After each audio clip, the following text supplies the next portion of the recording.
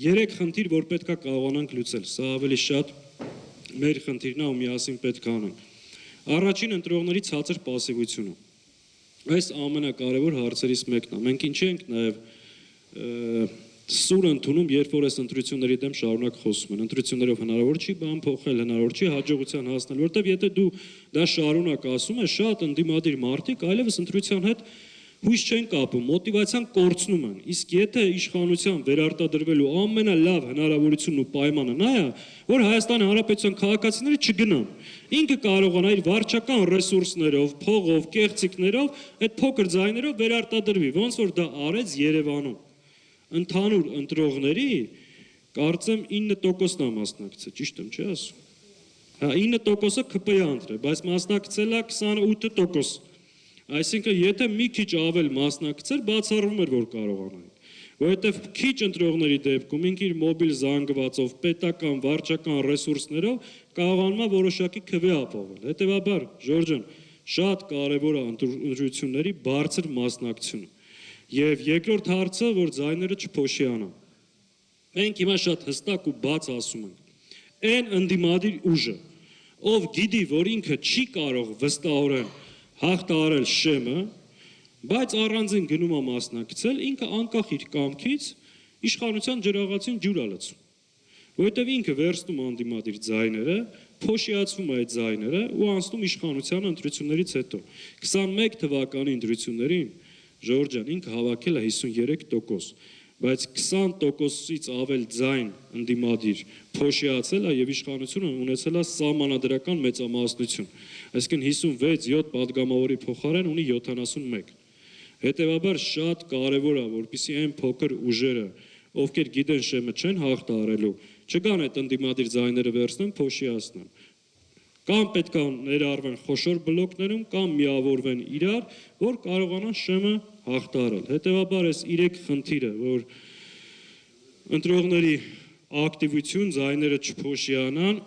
ու որևէ ուժ միայնակ չի կարող իշխանություն ձևավորել, սա եւս քաղաքական ուժերը ու մեր հասարակությունը պետք է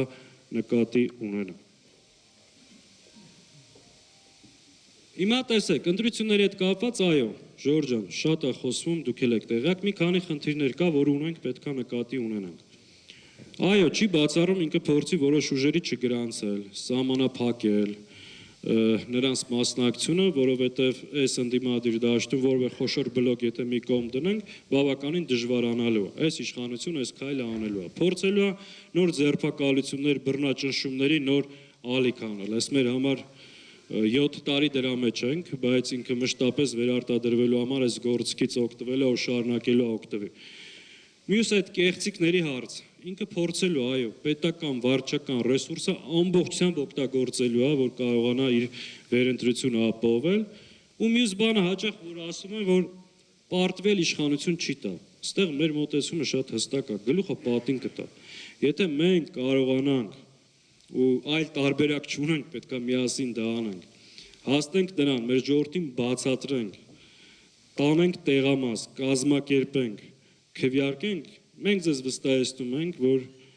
մենք ձեր քվեին տեր ենք կանգնելու եւ որևէ մեկը չի կարողանալու դրան ձեռ տա։ Այդ վտանգը կա, որ ինքը կփորձի իշխանությունը պահել, բայց ստեղ էլ մեր խնդիրը այն է, որ մեր ժողովրդի քվեն պահենք եւ ժողովրդի կամքը տեղ հասցնենք։ Հետաբար դա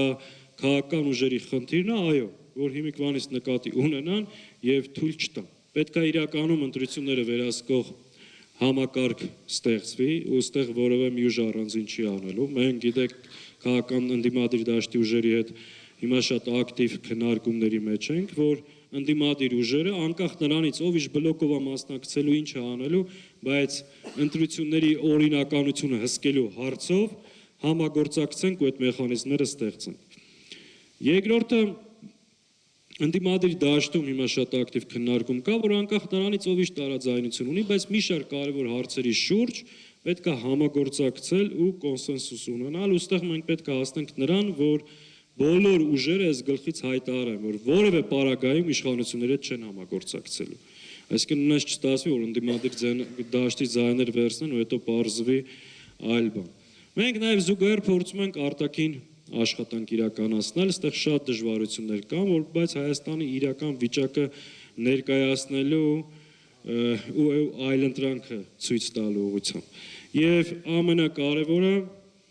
որ ընդդիմության այլընտրանքային մոտեցումները բոլոր հարցերի հետ կապված լիարժեք ամբողջական մեր ժողովրդին կարողանանք տեղ հասցնել։